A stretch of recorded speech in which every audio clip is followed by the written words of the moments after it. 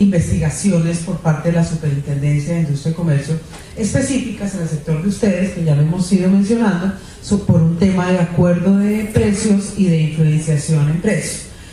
Fueron conductas que la Super consideró que había habido un acuerdo. En este caso, pues se encontraron algunos documentos de algunos escritos que avalaban, que soportaban ese acuerdo, y por eso hubo la sanción. Pero vuelvo y les repito, y por favor no se los olvide de esto, no es solamente sentarse a ponerse de acuerdo con el otro. Es si una zona, todos venden bajo la misma tarifa, están en problemas. Y están en problemas que creo que no pueden salir porque ya hay muchos antecedentes que han dicho que eso es así.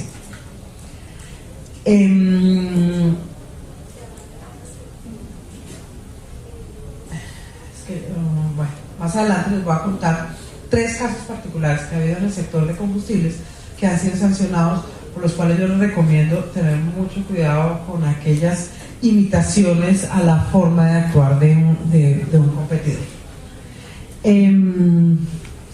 Esto lo que dice es que el mercado se da para hacer unas reglas de libre competencia, que si hay alguna distorsión como las que acabamos de ver de una práctica restrictiva, una competencia desleal o una integración o abogacía no anunciada, lo que hay simplemente es una sanción. Sanciones, ya les dije el monto de las sanciones, se me olvidó mencionarles que las sanciones no son solamente para las personas jurídicas. Si bien es cierto, puede haber una sanción hasta de 62 millones de pesos para la persona jurídica, puede haber sanciones para ustedes, para los que manejan el CDA, para los que trabajan en el CDA, sanciones que llegan hasta 1.000 millones de pesos.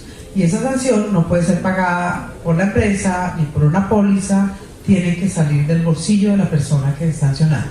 Entonces, no solo afecta a la empresa como tal, sino a mi patrimonio. Y pues eso es importante tenerlo en cuenta.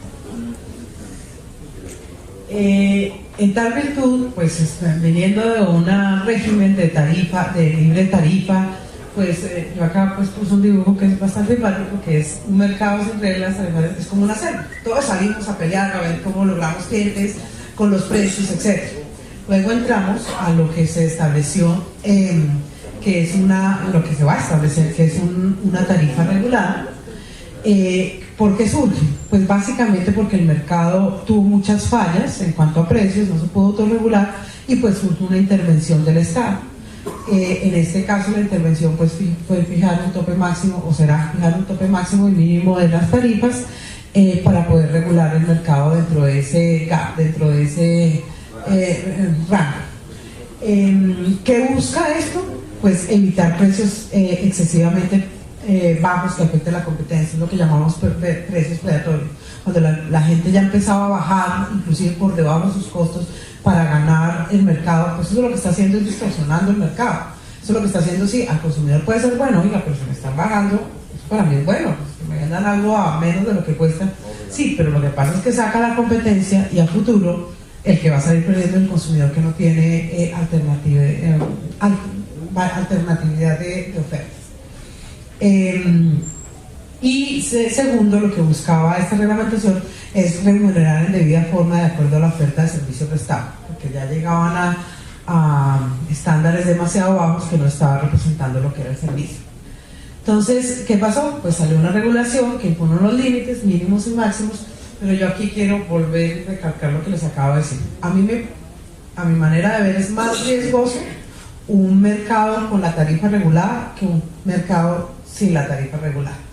¿Por qué? Porque hay un rango. Y entonces, ¿qué sucede? La gente se empieza a pegar a lo más alto y todos empiezan a actuar de una manera sin quererlo igual. Lo que dice la tarifa regulada no es que todos se peguen a la misma tarifa, lo que dice es que tienen un rango y de ahí para arriba se deben mover. ¿Según qué? Según sus gastos, la administración, pero no todos pueden cobrar lo mismo porque hay unos costos diferentes a lo que es la tarifa propiamente, pues que hace que la oferta deba ser diferente entre las partícipes. Entonces yo por eso digo que es más peligroso, porque la gente tiende a irse al tope y todos tienden a actuar de una manera similar. Entonces, vuelvo y reitero, que haya una tarifa regulada no significa que no haya libre competencia. Debe haber un movimiento en ese rango en lo que tiene que ver qué precio. Y fuera de eso, obviamente, se mantienen las reglas que ya mencionamos en la parte de libertad tarifaria, donde que el precio no es el único elemento para alterar el mercado, para distorsionar el mercado. Ponerme de acuerdo en las condiciones, en la forma, en el sitio, todo eso altera o distorsiona el mercado. Entonces, ojo, primera conclusión, un mercado regulado de tarifas no significa que no debe haber movimiento tarifario, competencia. Y el precio no es el único elemento de competencia. Entonces, ¿cuáles son los riesgos en este mercado de regulado? Los mismos. La única diferencia es que ya no es abierto, sino que tienen un rango, que tienen que moverse, que no se copien, o sea, que no vayan a ser. Yo les digo mucho de la práctica conscientemente paralela porque es el pan de cada día en la super ahora. Y es muy difícil de demostrar que uno no está ahí. Pues muchas veces la gente dice, pero ¿cómo? Si yo pues tengo que ver a mis competidores, saber cómo es el mercado. Sí, pero lo que ellos hacen es evaluar una serie de circunstancias en un periodo de tiempo, y si son idénticas, pues hay una distorsión del mercado. Entonces son los mismos, el tema de las prácticas comerciales restrictivas, el tema de la competencia leal y pues el tema de las informaciones. ¿Cuáles son los precedentes o casos similares que hemos encontrado o que encontré que quiero traer a colación fuera de los que tuvimos en su momento con los CDA? En el año 2002 hubo una investigación para varias estaciones de gasolina en varias zonas del país, que todas ponían los precios iguales, entonces en una misma zona. Se estableció que en un periodo de tiempo como de 60 días, todos los días, las variaciones de los precios de cada una de las estaciones era idéntico.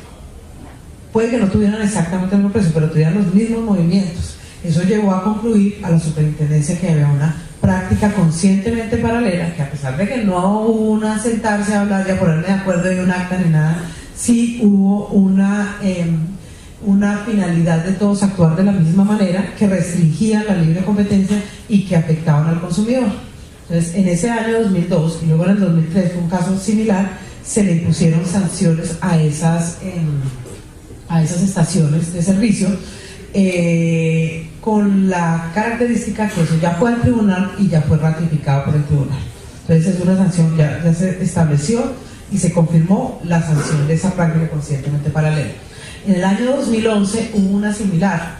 ¿Cuál fue la diferencia? Que involucraron a Tecnipetróleos, que involucraron exacto, ya a un gremio, ya a una asociación, y se inició como una práctica conscientemente paralela, es decir, todos se pegaban a lo mismo, sino que en la investigación se encontraron una que otra cartica y documento que soportaba el tema, pero hubo una sanción fuerte. Y el tercer caso, que no es del tema de combustibles, pero que vale la pena traerlo a colación, es una multa muy alta que se impuso claro, por el tema de portabilidad. Yo creo que ustedes lo oyeron mucho por noticias, que es un tema, se puso una sanción de 87.000 millones de pesos por un abuso de posición dominante. No por el tema de que, usted sabe que la portabilidad es la obligación que tienen las operadoras de dejar que uno se pase de un operador a otro sin problema. Ellos no es que no hicieran eso, sino lo que pasaba es que empezaron a alterar las cifras. Empezaron a venderle al mercado y a la superintendencia que ellos tenían una portabilidad muy baja y resulta que tienen una portabilidad altísima. ¿Cómo lo hicieron? Empezando a hacer movimientos internos que afectaban las cifras, a vender, a comprar, a solicitar portaciones a Movistar y luego devolverlos para mostrar que ellos tenían un nivel de portabilidad muy bajo. Esa fue una sanción bastante alta, es una sanción de 87.000 millones de pesos. ¿Por qué la traigo acá? Para que vean hasta dónde puede llegar a sancionar la superintendencia. Y fue por un abuso de posición dominante. ¿Cuáles son las conclusiones de eso? Que yo les dije que eran 3 y que se las he ido diciendo en el tiempo. Fuera de recomendarles el tema de la abogacía de la competencia, que me parece fundamental. Primero, libertad tarifaria y regulación no ofrecen a los actores del mercado excepciones en la aplicación de las reglas de la libre competencia en todos los aspectos. Es decir, porque una tarifa esté regulada no significa que no hay problemas de libre competencia. Los hay y creo que los hay más grandes. Recuerden que los problemas de libre competencia no están relacionados solo con la tarifa, sino también con la forma en que se ofrece un servicio al público.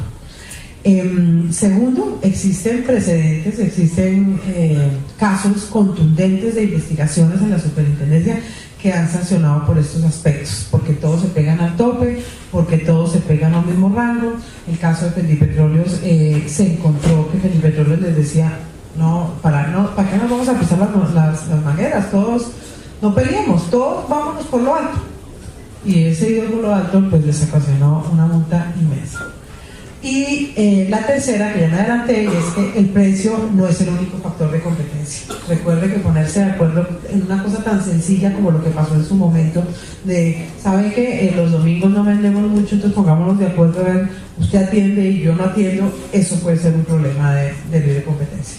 Lo ideal en un mercado libre es que todos ofrezcan sus servicios de la manera en que cada empresa considere que es viable para obtener más clientes, sin consideración a los demás, sin tener que sentarse con los demás a arreglar el mercado. Es decir, que el mercado debe funcionar solito, como le enseñan a uno desde chiquitos, de acuerdo a las reglas de la libre oferta y demanda, sin que haya manipulaciones por parte de los partícipes en ese mercado. Esto es todo lo que tenía que decirles. Espero que tengan en cuenta estas tres cosas, más lo de la abogacía, y muchas gracias.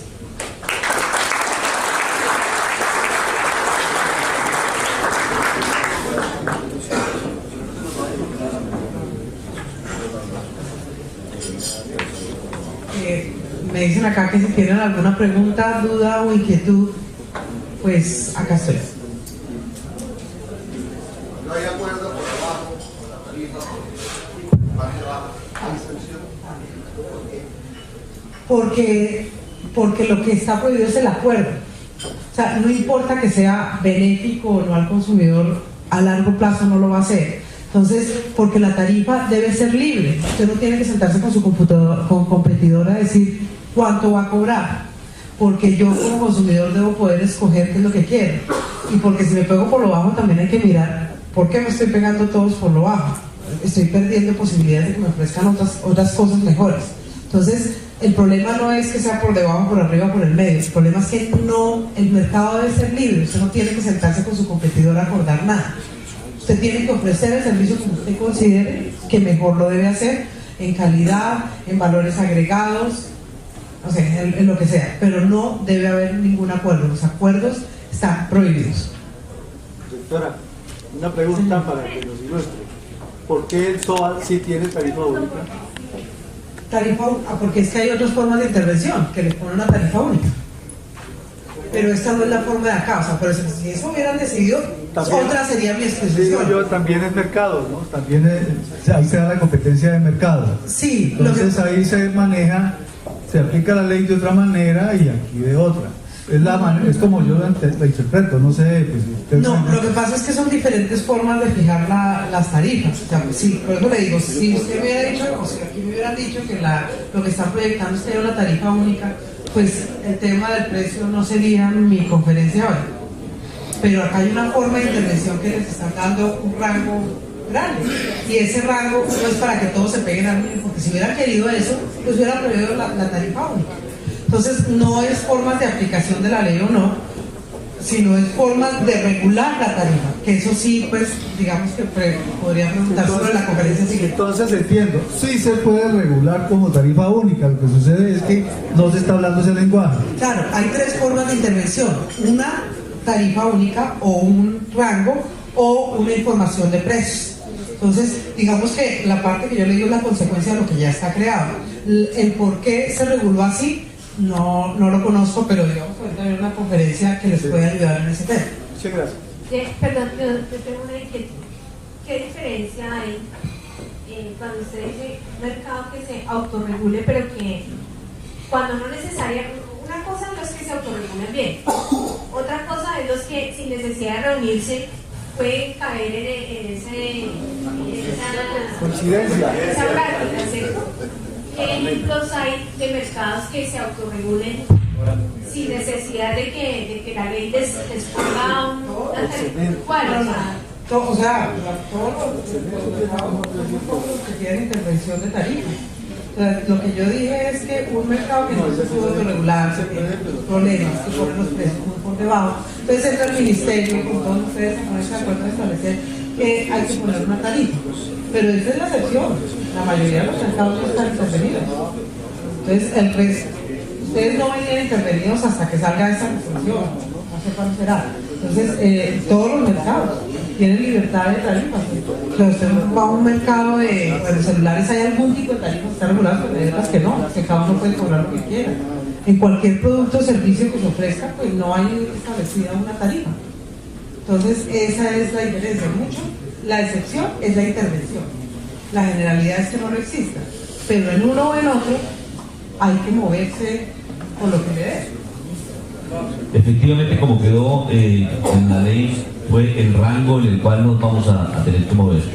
Aquí la pregunta sería, que se salga de ese rango, por arriba o por abajo, ¿qué consecuencias tiene para esa empresa? En la superintendencia no, yo creo que eso vendría a través del ministerio, porque ya no sería un tema de competencia, sino de violación de la reglamentación de tarifas, ¿sí? Que es diferente. Acá es no moverse, como usted dice, moverse en un rango. Moverse es moverse. Sí, moverse es moverse de acuerdo a lo que le va a pasar.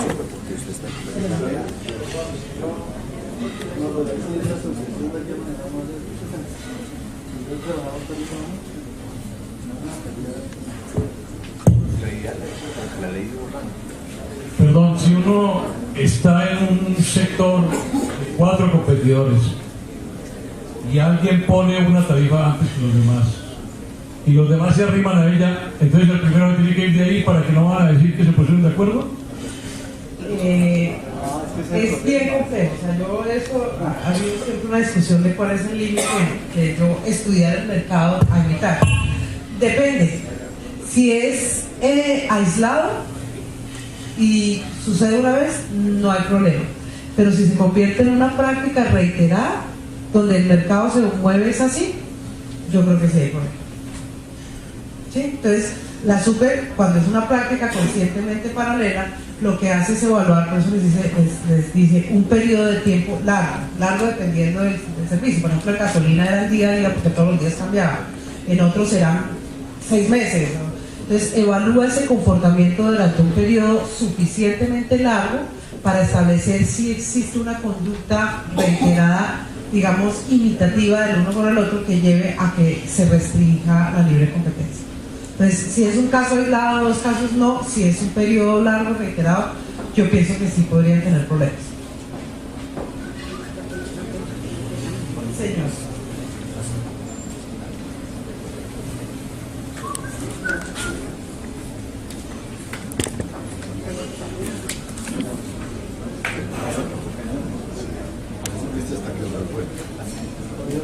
Buenas tardes, Servimoto CDA Palmira. Yo tengo una preguntita en el tema de las tarifas ya regulares.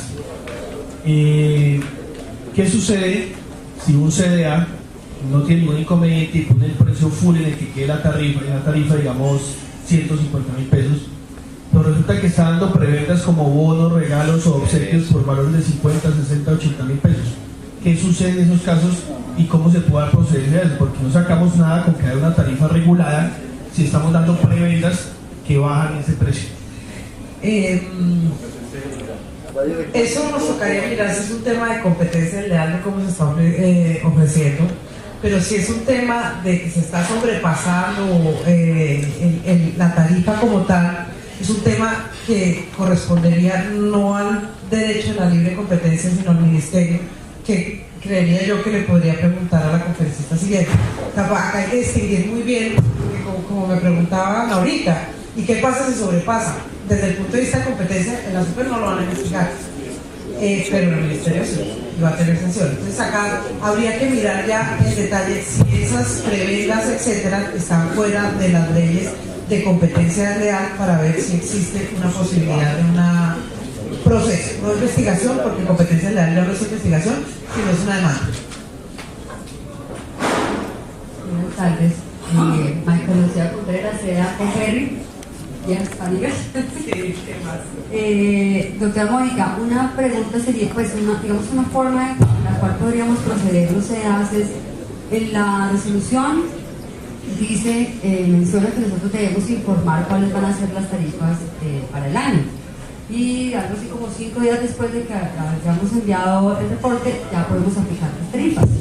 Pensaría uno que en aras de protegernos frente a las demás tarifas, dentro de otros CDAs que puedan tener casualmente tarifas similares, en este informe que uno manda puede decir, mire, mis tarifas para este año van a ser estas 10, totalmente distintas, de manera que en enero va a cobrar esto, en febrero esto, en marzo aquello, y así sea pues muy difícil que pudiera uno estar igual con el competidor. O qué mecanismo puede uno realmente utilizar, porque ese tema de conductas paralelas es bien complejo. Ahí sí podemos estar. Mire, yo lo único que les puedo decir es actúen cada uno bajo su propio PIG, bajo su propio balance, bajo sus propios mercadeo, bajo su propio... No piensen lo demás, pues cuando yo sé que eso llevarlo a la práctica puede ser difícil, pero cuando yo empiezo a dictar clase, pues un mercado que se rige por la libre y leal competencia es un mercado que yo actúo con mis propias reglas de juego, que es lo que yo quiero, que es lo que quiero vender, y no estar pensando en el vecino. Por eso les aclaro, si ustedes tienen la misma tarifa que el otro, no es que lo van a investigar ahí mismo. Lo que pasa es que si se encuentra que en un misma área, en un mismo sector, se están cobrando las mismas tarifas, sí puede ser un problema. Entonces, Michael, la respuesta es actúe cada uno con independencia de los demás. Buenas tardes. Acá. Pues teniendo en cuenta lo que se le va a adicionar a la revisión técnico-mecánica, que es la póliza contractual, que es lo de la Agencia Nacional de Seguridad Vial y otras cosas adicionales, ¿no? La RUN también. Lo que se ha pensado y lo que se ha visto por experiencia es que todo el mundo, la mayoría, se va a ir por el piso de este rango. Entonces, yo veo algo como grave y una preocupación de lo que va a pasar, porque pues van a terminar los que han metidos en problemas por el tema. Sería como bueno que entonces el Ministerio, de acuerdo a su exposición, optara por una regulación de tarifa fija, más que rangos, porque aquí yo veo que va a haber un problema para los CDAs. La ley ya estableció cuál era un tope máximo en un rango. La ley, la 1702 ya dijo cómo, ya no, eso no se podría modificar sino por otra ley. Bueno, muchas gracias a todos.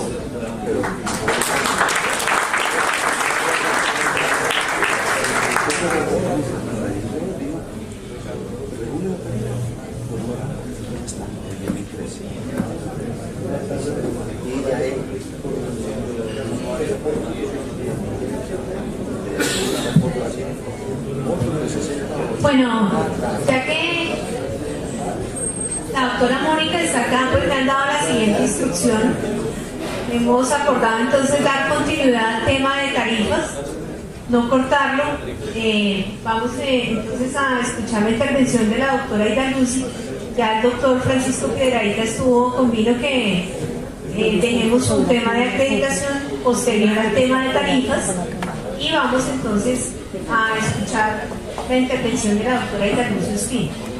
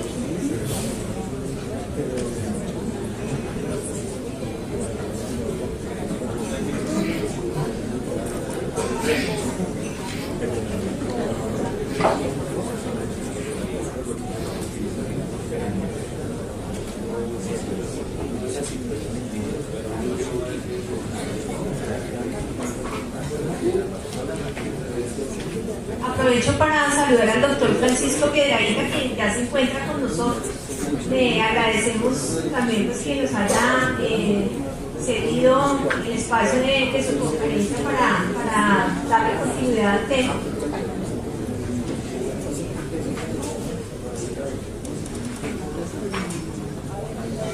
Y como nos anunciaron sobre las 3:30, 4 de la tarde estará acá llegando el general Mejía. Bienvenida, doctora. Bueno, muy buenas tardes. Disculpen acá esta voz de ronqueta que tengo. A ver, mi presentación tiene dos componentes. Uno era hablar de la revisión técnico-mecánica en Cipras y el otro es la regulación de tarifa. Como creo que la idea es que empatemos con la intervención que acaba de hacerse respecto del tema de tarifas, pues me voy a ir a la segunda parte y después miramos este tema de cifras. Ustedes dirán si a continuación o si después vuelvo e intervengo con el tema de las cifras. Pero respecto a la tarifa, pues lo que les puedo contar es que, como ustedes bien saben, teniendo en cuenta el artículo 20 de la ley 1702 del 2013, al crearse la Agencia Nacional de Seguridad Vial, se le otorgó al Ministerio de Transporte la facultad de definir unas condiciones, características de seguridad y rangos de precios al usuario para los organismos de apoyo, que en este caso ustedes como centros de diagnóstico son organismos de apoyo reconocidos por el Código Nacional de Tránsito, así como los centros de reconocimiento y como los centros de enseñanza. De los organismos de apoyo contemplados en el Código Nacional de Tránsito, a los cuales se les excluye la competencia, o que quedaron excluidos de la competencia de regularles tarifa, es al organismo de apoyo CIA, centros integrales, dado que los centros integrales desde la ley ya tienen definido cuál es el valor de la gestión o servicio que presta este organismo de apoyo al tránsito. Pero los otros tres organismos de apoyo reconocidos en el código, como son centros de diagnóstico, centros de reconocimiento y centros de enseñanza, sí son los organismos que están bajo la potestad que tenemos de generarles una regulación tarifaria.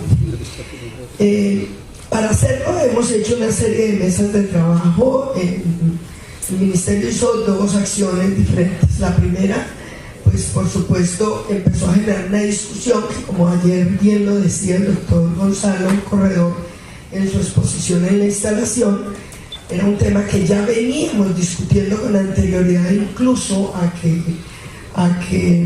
se llevara a la ley de la creación de la agencia. Es más, el problema que hoy viven y han vivido ustedes como organismo de apoyo respecto de las tarifas en este servicio fue objeto de las mesas que venimos adelantando desde el año 2012-2013.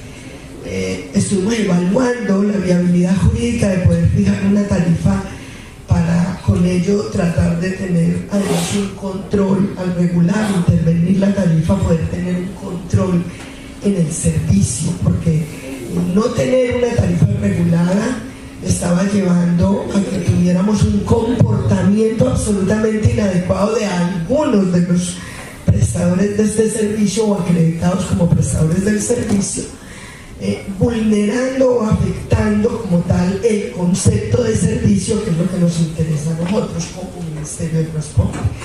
La importancia, como yo les he dicho en reiterados escenarios, de la revisión técnico-mecánica es la esencia que tiene la revisión técnico-mecánica, es que es un elemento fundamental en seguridad vial y que veníamos viendo un deterioro permanente en esta prestación de este servicio, porque lamentablemente habíamos llegado a que para muchos centros de diagnóstico el negocio era vender un papel que se llamaba certificado, más no hacer la revisión técnico-mecánica y certificar que el vehículo está en perfectas condiciones para poder transitar. Entonces, como empezamos a detectar este problema y esta situación y este deterioro en el servicio, sobre el cual no me voy a detener más, pues por supuesto vimos que la opción de intervenir la tarifa o regularla podría ser una herramienta que nos ayudara con otra sumatoria de otras acciones para generar control y poder garantizar un verdadero servicio. Es por ello que, por supuesto, entonces empezamos a discutir este tema y a analizarlo. Y cuando evaluado todo el marco normativo con el que contábamos, encontramos que era fundamental que se nos constituyera en un mandato legal. Esa fue como la primera gran conclusión que tuvimos. Por esa conclusión aprovechamos la discusión que estábamos dando en el Congreso de la República sobre la ley de la Agencia Nacional, de la creación de la Agencia Nacional de Seguridad Vial, para incluir el artículo donde por mandato legal se nos volvía la necesidad de fijar una tarifa.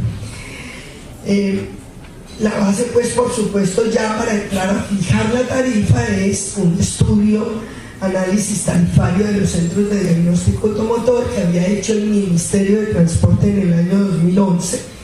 Ese documento, sumado a otra serie de información y documentos, fueron herramientas utilizadas por un consultor nuestro que es el doctor Carlos Betancourt. Carlos está aquí. Acá está presente el consultor contratado por el Ministerio de Transporte para efectos de que nos acompañara en la construcción y la definición técnica de esta tarifa. En esto también vale la pena mencionar que los gremios que han representado el sector, como son ASOCDA y ACEDAN, presentaron un estudio también de estructura de costos, y FENALCO también presentó un documento pues donde también hacían unos planteamientos frente a los costos. Yo, frente a la forma como definimos la estructura, digamos, de la tarifa, me voy a permitir darle la palabra al doctor Carlos Betancourt para que él les explique esa parte técnica de cómo en unos corto espacio cómo se estructuró la tarifa, cuáles fueron las premisas. Pero que quiero mencionar, pues que obviamente durante todo el año 2013 realizamos varias mesas de trabajo en este sentido. Se escucharon las explicaciones que ustedes dieron y las exposiciones de los estudios realizados. Nosotros hemos publicado ya 4 versiones de la regulación de la tarifa, del borrador con el cual estamos proyectando regular la tarifa. Efectivamente hay unos componentes fundamentales que hacen parte, digamos, de la discusión del tema de la tarifa, como son una serie de mandatos legales, como es el sistema de vigilancia y costo, que significa la implementación del sistema de vigilancia que debe implementar la Superintendencia de Puerto y Transporte, como es también la póliza de responsabilidad civil contractual y extracontractual. Y aparte de la estructura de costos que ustedes tienen para generar el servicio que nosotros requerimos, estamos mirando estos otros conceptos y definiendo si esos conceptos hacen parte de la tarifa o si se cobran por fuera de la tarifa, y se deja señalado en la resolución que la tarifa es el valor X o el rango X más esos costos adicionales que son mandatos legales. En este punto hemos tenido varias discusiones. Digamos que en parte de los gremios, en forma muy unificada, han coincidido en que no es conveniente hacia el ciudadano una tarifa expresada en esos términos, porque sin lugar a dudas significa que el ciudadano, cuando lea que la tarifa son, por decir cualquier cifra de manera de ejemplo, 100.000 pesos, más seguro, más el valor del sistema de seguridad de la super, más el concepto del RUN, más cualquier otro concepto que por mandato de la ley se tenga que pagar, el argumento que siempre se ha dado por parte de ustedes es que para el ciudadano va a ser confuso entender esa tarifa de esa manera, y siempre la va a tomar contra el centro de diagnóstico, que va a creer que le está cobrando más del valor de la tarifa cuando le genere esos costos adicionales. Ese ha sido uno de los puntos, digamos, que hoy todavía tenemos en discusión por mirar cómo sería la metodología para poder generar esos pagos. Es decir, sin duda tenemos que calcularlos. Si hacen parte de toda la estructura de costos que tenemos que contemplar, para que solo salga una tarifa plana donde digamos al ciudadano, usted va a pagar X valor o en este rango entre este y punto. La discusión es cómo garantizamos como Estado que cada uno de esos conceptos se vayan para donde se tienen que ir, es decir, lo que corresponda a la Agencia Nacional de Seguridad Vial, lo que corresponda a ese sistema de seguridad, lo que corresponda al RUN, lo que corresponda a lo de la póliza. Creo que es lo menos complejo porque es responsabilidad del centro de diagnóstico, y creo que la discusión quedó saldada con el decreto expedido por el Ministerio de Industria y Comercio en agosto, no recuerdo el número, que la 1749 del 5 de agosto, donde claramente dice que la póliza de responsabilidad civil contractual y extracontractual es una responsabilidad del centro de diagnóstico como certificado. Entonces allí pues sí, ya tenemos claro que tiene que ser parte de la estructura de costos y que allí no vamos a generar otra discusión oficial. Pero con los otros conceptos sí, y allí es donde hablamos de la bancarización y de la necesidad fundamentalmente de que cualquier concepto que se pague por cualquier valor que se va a pagar por concepto de la revisión técnico-mecánica tiene que ser bancarizado. Y tiene que ser bancarizado porque para nosotros como ministerio sí es fundamental entender o garantizar la dispersión de los recursos en forma automática. Es decir, que cuando el ciudadano esté consignando el valor, donde lo esté consignando, de una vez estén haciendo las dispersiones. Esto va unido a varias cosas. Para ustedes puede ser interesante la medida por el hecho de que no entran ustedes a administrar recursos que no les corresponden, como por ejemplo el porcentaje que debe aportarse a la Agencia Nacional de Seguridad Vial, por ejemplo. Pero para nosotros es para garantizar transparencia en el proceso y que el día de mañana no estemos detrás como chepitos a través de la agencia tratando de recuperar los recursos que le corresponden a la agencia. Digamos que tiene esas dos miradas. Vamos al cuarto proyecto de resolución. Realmente hemos tenido en la última versión del proyecto de resolución hemos tenido una discusión fundamentalmente respecto del alcance o de la forma como debemos redactar los amparos que debe contener la póliza de responsabilidad civil contractual y extracontractual, porque si bien nosotros veníamos manejando una póliza de responsabilidad civil extracontractual según la resolución y el decreto anterior, en la práctica, y más simpático de esta experiencia, es que en la práctica ustedes ninguno estaba constituyendo una póliza de responsabilidad civil extracontractual, estaban constituyendo era una póliza de responsabilidad civil contractual.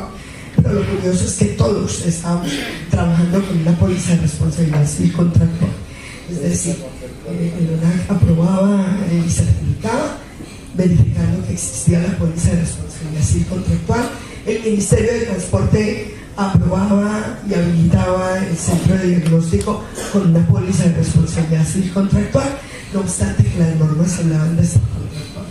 Creo que fue un error la palabra extracontractual en ese momento. La pretensión de la póliza en ese momento anterior era amparar que a quien entrara a un centro de diagnóstico y sufriera algún daño por la actividad que hacía el centro de diagnóstico estuviera amparado con esa póliza de responsabilidad civil contractual, porque hay un contrato entre ese ciudadano que llega al centro de diagnóstico a solicitar ese servicio. Entonces allí era una póliza contractual por ese servicio que se estaba prestando. Realmente se estaba constituyendo la póliza que era la de los salarios mínimos, y si bien todos estábamos trabajando alrededor de esa póliza correctamente, las disposiciones legales hablaban era de una póliza de responsabilidad civil extracontractual, que es completamente distinto. Creo que con este decreto que se expidió en agosto quedó subsanado ese problema.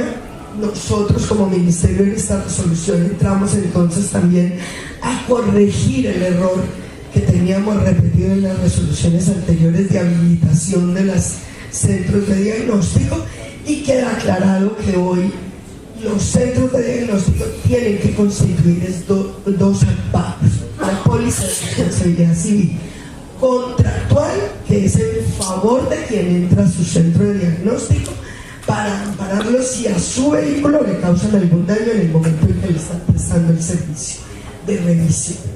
Y una póliza de responsabilidad civil extracontractual que va a proteger, digamos, va a amparar a ese vehículo frente a cualquier daño que pueda causar hacia terceros, precisamente dentro de este concepto del servicio que se presta y la calidad del servicio que tiene que estar prestando.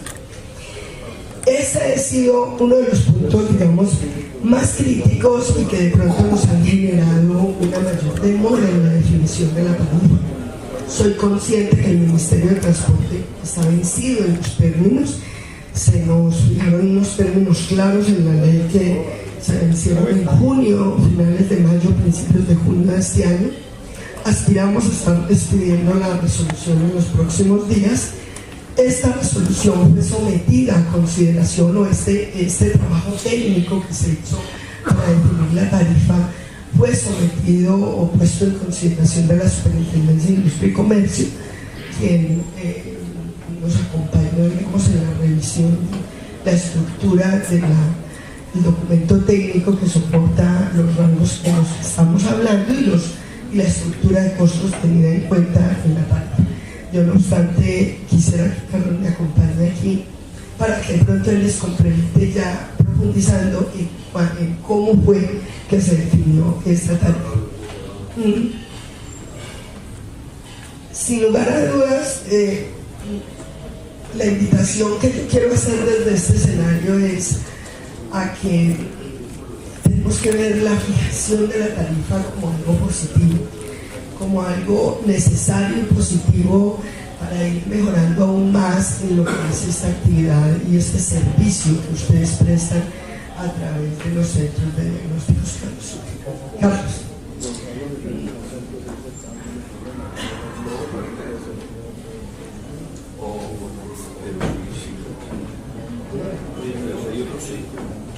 Yo aquí hago este paréntesis porque creo que muchos tienen ganas o preguntas sobre cómo se estructuró la tarifa. Nosotros a los gremios en las mesas de trabajo les expusimos toda la metodología, pero creo que es importante que Carlos les explique en forma muy rápida cómo fue que se estructuró el concepto de tarifa que ustedes han visto en la resolución que tenemos.